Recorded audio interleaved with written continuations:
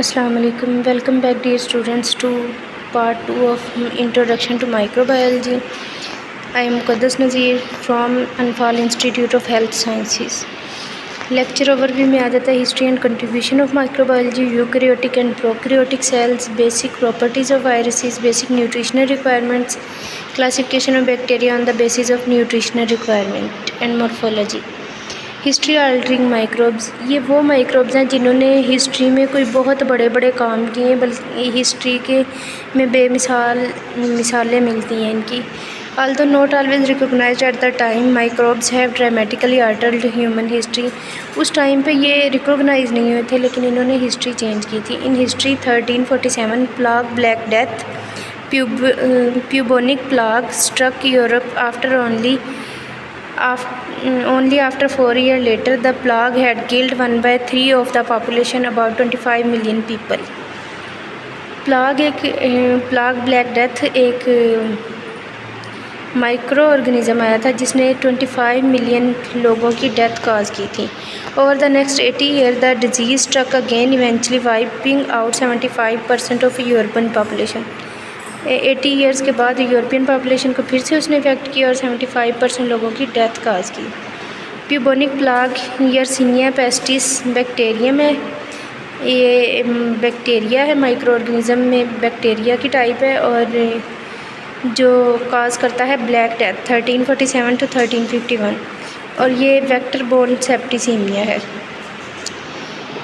Malaria है, plasmodium falciparum protozoan, mosquito borne infection disease thought have killed Alexander the Great 323 before Christians. Malaria जो है ये भी mosquito borne infection है जो प्लाज्मोडियम फैल्सीपेरम की वजह से होता है, और इसी की वजह से अलेक्जेंडर ग्रेट की डेथ हुई थी। Still an important pathogen infects 40 crore annually, kills 20 lakh annually, that is over 5000 every day. History altering microbes में आ जाते हैं potato blight, phytophthora infestans fungus है ये, Irish potato famine, potato crop were wiped out, 1 lakh starved to dead, 1 lakh people ने starvation की थी potato में। ये इन्फेक्शन आने की वजह से भूखे रहे थे और वो डेथ की तरफ चले गए थे। 2 लाख इमिग्रेटेड, 2 लाख लोगों ने माइग्रेशन की थी। Many came to United States in the mid 1800s, still a chronic problem for potato farmers. इस टाइम तक भी ये क्रॉनिक प्रॉब्लम है पोटैटो फार्मर्स के लिए।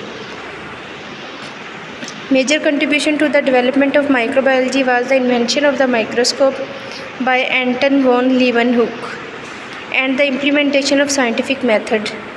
जो सबसे बड़ी कंट्रीब्यूशन की थी वो एंटन वॉन लीवेनहुक ने की थी। उसने माइक्रोस्कोप ईजाद की थी जिसमें हमें उस बैक्टीरिया का, उस ऑर्गेनिज़म का पता चल जाता है जो मुख्तलिफ डिजीज़ काज कर रहा है। Concept of microbiology started from 1600s। Institution contributions Pasteur Institute, CDC centre of disease control, NIH National Institute of Health, WHO health organisation, World Health Organisation, इन सारे इंस्टीट्यूट्स ने कंट्रीब्यूट किया है माइक्रो ऑर्गेनिज़म्स में। Antony van Leeuwenhoek 1632 to 1723 में, Dutch lens maker Antonie van Leeuwenhoek, first observation of live micro organisms by microscope by his own design. उसने पहली दफ़ा अपने डिज़ाइन की हुई माइक्रोस्कोप से माइक्रो ऑर्गेनिज़म के देखा था। Simple microscope 50x300x magnification made and reported many detailed observations, named the observed tiny objects as animalcules in 1676, laid the foundation of bacteriology and protozoology। Book The Secret of Nature, he also discovered sperms। ये सारी हमारे पास details हैं van Leeuwenhoek की, जिसने microbiology में अच्छी खासी contributions की थी। He constructed the first microscope, the first person to observe microorganisms, first accurately described the different shapes of bacteria। It is clear from of his description that he saw both bacteria and protozoa। Microorganisms were first seen by Leeuwenhoek, and he found many microorganisms in materials such as water, saliva, and the intestinal contents of healthy subjects. He recognized them as a living creature, so he is regarded as father of bacteriology and protozoology because of his contribution to field of bacteria and protozoa. Francesco Redi. Francesco Redi, 18 February 1626 to 1 March 1697, was an Italian physician, naturalist, and biologist and poet. He is referred to as the founder of experimental biology and as the father of modern parasitology. Modern parasitology के father हैं और experimental biology के founder हैं. From earliest time people had believed in spontaneous generation. Even Aristotle supported this idea. He was the first person to challenge the theory of spontaneous generation by demonstrating the maggots come from eggs of flies. वो पहला बंदा था जिसने challenge किया था theory को spontaneous generation की, ये डेमोस्ट्रेट करके, ये एक्सप्लेन करके कि मैगोट्स जो हैं वो एग्स फ्लाइज जो होती हैं मक्खियों के अंडों से आते हैं मैगोट्स. फ्रांसेस्को रेडाई के एक्सपेरिमेंट्स में था. Redi placed meat in 3 container. नीचे इसकी पिक्चर दी हुई है. In 3 container, 1 was uncovered, a second was covered with paper and the third was a fine gauze that would exclude flies. Flies laid their eggs on the uncovered meat. The maggots developed. The other 2 pieces of meat did not produce maggots spontaneously. However, flies were attracted to gauze-covered container and laid their eggs on the gauze. These eggs produced maggots, hence spontaneous generation was disappeared. Francesco Redi के experiments में ये आ गए maggots.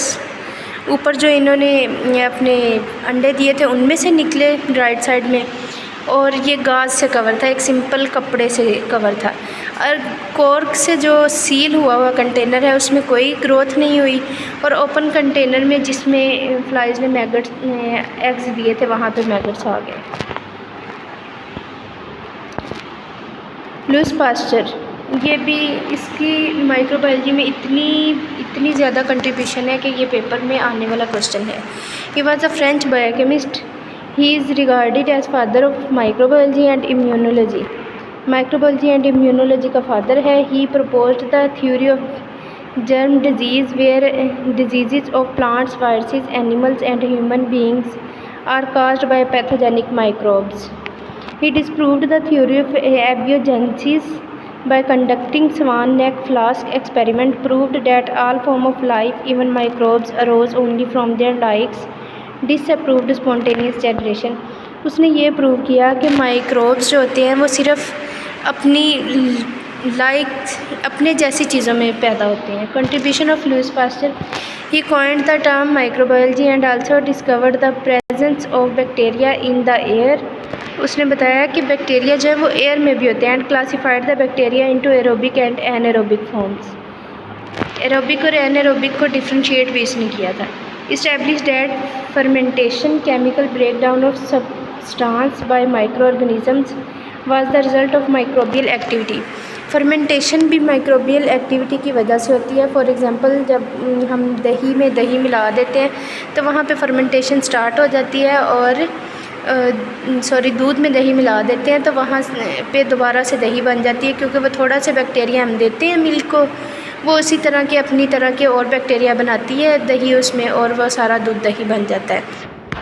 और इसी तरह जब हम fermentation yeast वगैरह उसमें डालते हैं रोटी में, तो वो आटे में डालते हैं तो वो फूलने लग जाता है. वो सारा फर्मेंटेशन की वजह से है. He developed techniques to prevent souring of milk and spoilage of wine.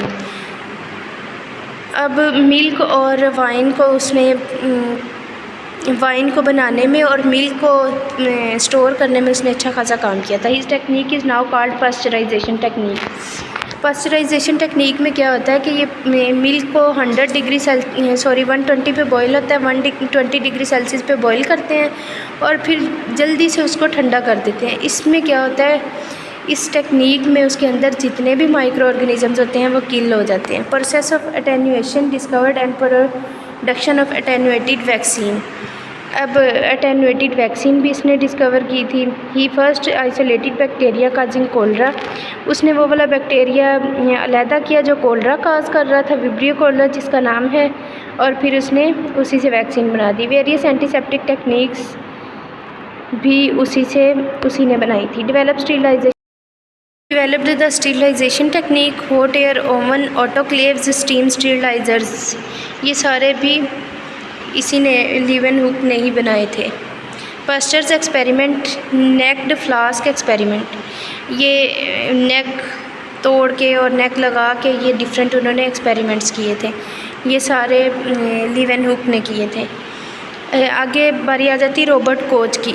He was a German microbiologist 1843 to 1910. His contribution to the field of microbiology and medical sciences is the most valuable one. He developed for the first time staining technique to stain the bacteria with acidic और basic stain.